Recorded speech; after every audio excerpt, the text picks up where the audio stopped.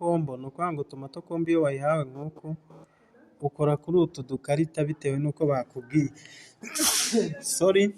Ni ukuvuga ngo urabanza ukore kuri aka ngaka, wongere ukore kuri aka, wongere ukore kuri aka, ureba nyine imibare uko bikurikirana, ubwo urakora ku ka mbere, aka kabiri, aka gatatu.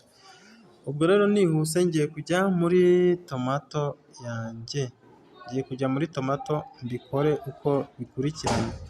Ubwo ndahita nza hano mfungure tomato yanjye, tegereze netiwaka kugira ngo tomato ifunguke.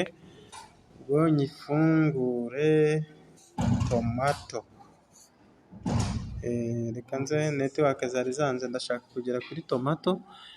Iyo tomato rero imaze gufunguka, ni ukuvuga ngo ahantu uhita uza ukareba, ukurikire nze mpakwereke neza, uhita uza hano kuri tasiki, ahantu uhita uza ukareba ni hano kuri tasiki, aha ngaha niho dukorera dayiri kombo ya tomato.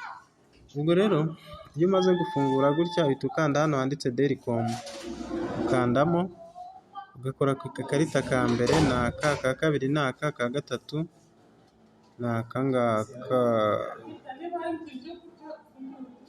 Ngira ngo urabona ko bampaye 20,000.